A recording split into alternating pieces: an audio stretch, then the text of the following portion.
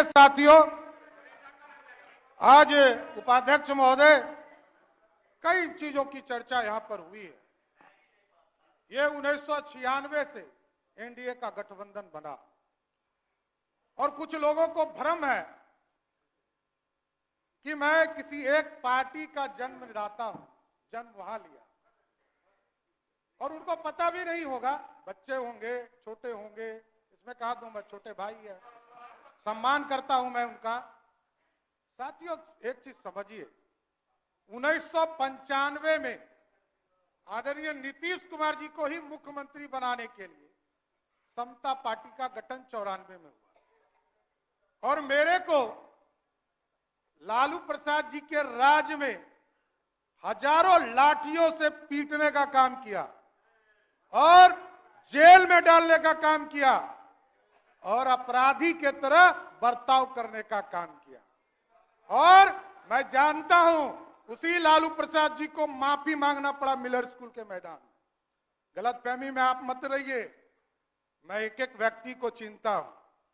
अभी आदरणीय तेजस्वी जी कह रहे थे कि मेरे पिताजी, मेरी माताजी आरक्षण देती थी। एक व्यक्ति का नाम बताइएगा तो आरक्षण जिसको मिला होगा, एक व्यक्ति। 90 से 2005 तक किसी भी रूप में कोई आरक्षण मिला हो तो आप हमको बताइए, मैं जानना चाहता हूं। आरक्षण आपको मिला, आरक्षण आपको मिला। अरे हम लोग तो लाठी खा के आए, अत्याचार खा कर देखना पड़ा, लाठियां और घर मेरा तोड़ दिया गया। ह्यूमन राइट्स कमीशन ने उस समय आयोग का गठन किया और उस समय हमको मुआवजा देने का काम किया बिहार की सरकार। हम लोगों ने वो दिन देखा है। कहां गलतफहमी में आप है? आरक्षण नहीं दे सकते हैं साथियों आप, और आप छोटे भाई हैं, बहुत अच्छा सलाह है आपको कि आप मेहनत करें, इसमें कहीं दो मत नहीं। भगवान करे कि अभी तो 10 साल में आपने कोई मेहनत नहीं किया, 8 साल में आगे मेहनत कर लीजिए तो बड़ा अच्छा हो जाएगा, क्योंकि आप ऐसे व्यक्ति हैं साथी जो 1.5 साल के उम्र में अरबपति बनने वाले हैं। दूसरा कोई मैकेनिज्म आपके पास। भ्रष्टाचार का प्रतीक कौन है? सिर्फ लालू प्रसाद जी का परिवार। और आपको पता नहीं है, आज 15 साल लालू जी सत्ता में रहे तो चारा खा गए, और जब रेल मंत्री हो गए तो रेलवे का नौकरी खा गए। यही है क्वालिटी आपकी, गलतफहमी में मत रहिएगा। और मैं सब जानता हूं चंद्रशेखर जी, अरे हमारे छोटे भाई हैं, इनको मैं सलाह दे रहा हूं। अभी बोल रहे थे ना, जिस दिन सरकार बदली तो कहा गर्व से कि खेला कर देंगे। ये क्या हो गया? खेला हो गया ना। और आपको स्पष्ट तौर पर बताता हूं, ये जो 5 विधायक हमारे गायब हुए हैं ना, एक एक का इलाज करूंगा, गलतफहमी में मत रहिएगा। और कहां रहा, यहां तो सदस्य ने ही कहा कि हमरे लोग खाना हमरा खाए, और आज विधानसभा आ गए। आप हमको लोकतंत्र सिखाइएगा। लोकतंत्र लूट रहे थे आप, पिछले 1 सप्ताह से लूटने का काम कर रहे थे, और आप हमको सिखा रहे हैं। ये तो सामने आए, अरे आप तो छुपा के रखे। सारे चीजों की जांच होगी, गलत कन्फर्म रहिए, कोई छूटने वाले नहीं है आप लोग। और साथियों, आप जो माफिया राज सोचते हैं, माफिया राज बनाना चाहते हैं, बालू माफिया, शराब माफिया और जमीन माफिया, यही है आपका। ये सब पे इलाज होगा, गलतफहमी में मत रहिएगा। और हम लोग कह रहे थे भाई साहब हमारे कि लालू जी का परिवार कभी डरेगा नहीं। अरे आपके पिताजी को मुख्यमंत्री बनाने वाला भाजपा है, गलतफहमी में मत रहिए। 39 विधायकों का समर्थन था, तब मुख्यमंत्री बने, नहीं तो आप कहां थे? अरे आप कहां थे? आप समझिए, मैं ये कह रहा हूं कि लालू जी भी मुख्यमंत्री बने, आदरणीय नीतीश कुमार जी उस समय उनके चाणक्य हुआ करते थे। लालू जी को यदि नीतीश जी का साथ नहीं होता तो मुख्यमंत्री बने होते क्या? लेकिन एकदम स्पष्ट रहिए, सीबीआई हमने नहीं खिलाया है। सीबीआई 1996 में आया, यहीं लालू प्रसाद जी मुख्यमंत्री के तौर पर थे, तब वो स्वयं राष्ट्रीय अध्यक्ष जनता दल के थे और जनता दल की सरकार देश में थी, तब प्रधानमंत्री आपका था, कोई दूसरे का नहीं था। तब से आप जेल जा रहे हैं, कोई नया काम नहीं हो रहा है। इसलिए ये तो आपका सर्टिफिकेट है। आपके पार्टी ने आपको कहा कि आप भ्रष्टाचारी हैं, कोई दूसरा नहीं कह रहा है, आपको कह रहा है। ये 96 से हो रहा है, आज थोड़े हो रहा है। 96 से लालू जी को लगातार, और किसके साथ बैठे हैं? शकील साहब अभी बोल रहे थे, पहले तो किसी को बोलना ही नहीं दे रहे हैं शकील साहब, बेचारे अजीत शर्मा जी पहले नेता थे, उनको कभी कभी मौका मिलता था।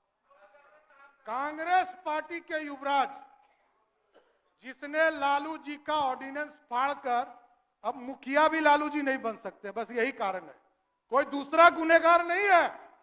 हम लोग गुनहगार नहीं है, आप गुनहगार हैं। आप ही कांग्रेस पार्टी के लोगों ने लालू जी को मुखिया बनने से भी रोक दिया, यही है। इसलिए एकदम स्पष्ट है, और ये गलतफहमी में आप हैं कि लोग कहते हैं कि हमने नौकरी दे दिया, हमने नौकरी दे दिया, हमने नौकरी दे दिया। एकदम अरे आप बड़े भाई हैं, कहां दिक्कत है, आप काहे गुस्सा रहे हैं? देखिए, तो राहुल गांधी जी ने ऑर्डिनेंस नहीं फाड़ा है, ऑर्डिनेंस फाड़ा है ना। ऑर्डिनेंस किसने फाड़ा? लालू जी का ऑर्डिनेंस किसने फाड़ा? बैठ जाइए शकील साहब, बैठ जाइए। देखिए, ये लोग कह रहे थे नौकरी नौकरी। लालू जी के पूरे राज्य में, पूरे 15 साल में, 1990 से लेकर 2005 तक पूरे बिहार में 1 लाख लोगों की भी नौकरी नहीं हुई। और आदरणीय नीतीश कुमार जी के नेतृत्व में 2020 तक, मैं 2020 तक कर रहा हूं, 2020 तक 7.5 लाख लोगों का नौकरी हुआ।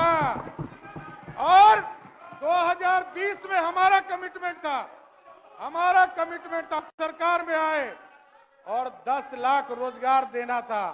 1,75,000 नौकरी की बात जो विजय बाबू ने कहा, ये किसके समय निकला? इसमें कहा तो मत। विजय बाबू के समय में जब ये शिक्षा मंत्री थे, 1,75,000 शिक्षकों की बहाली निकली। कहां आप हैं, कहां आप हैं? देखिए, गलतफहमी में मत रहिए। अभी तो देखिए कितना शुभ है कि अभी उपाध्यक्ष महोदय मैं कंक्लूड करता हूं, लेकिन मैं ये एगो शुभ लक्षण बताना चाहता हूं कि वित्त मंत्री के तौर पर आदरणीय मुख्यमंत्री जी ने हमें बनाया, उप मुख्यमंत्री के तौर पर।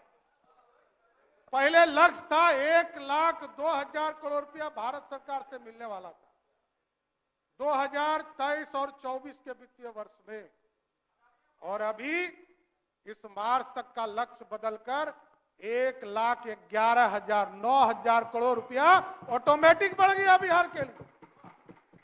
यह है बिहार को पूरी तरह, बजट का आकार आपने देखा हो, 2,61,000 करोड़ का बजट रहा है। एकदम देखिए, आप अपनी बात रखते रहे। आज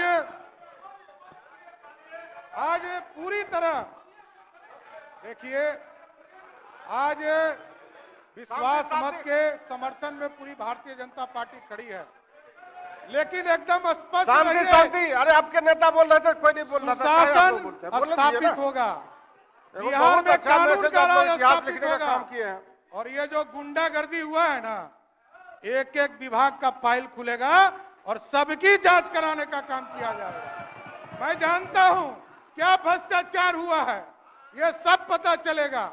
इसलिए आज विश्वास मत में पूरी भारतीय जनता पार्टी आदरणीय देश के प्रधानमंत्री नरेंद्र मोदी जी के नेतृत्व में और बिहार में आदरणीय मुख्यमंत्री नीतीश कुमार जी के नेतृत्व में पूर्ण भरोसा करती है और पूरे भारतीय जनता पार्टी आदरणीय नीतीश कुमार जी को समर्थन करने का काम करेगी। धन्यवाद।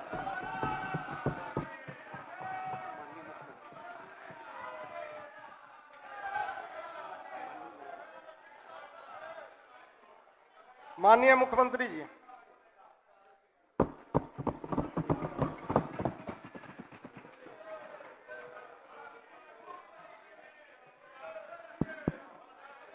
माननीय उपाध्यक्ष, शांति शांति शांति। हमने इस सदन में अरे माइक तो माइक। विश्वास का प्रस्ताव रखा और उस पर विभिन्न विभागों के नेताओं ने राय रखी है। सब लोगों ने अपनी बात रखी है। शांति शांति। क्या बात है? सब लोगों का तब बात हम सुने हैं तो हमारे बोलने के समय क्या बोल रहा है?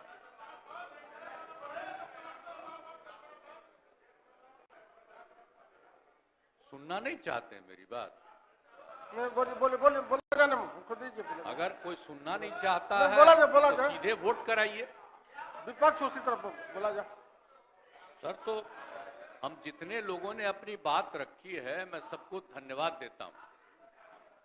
और अब ये समय आ गया है, हम तो अलग हुए हैं, लेकिन आप जानते हैं कब से शुरू हुआ है? 2005 से जब हम लोगों को काम करने का मौका मिला और तब से ये 18वां साल है। अब बीच में हमने 9 महीना छोड़ करके उनको दे दिया था और फिर हम काम कर रहे हैं।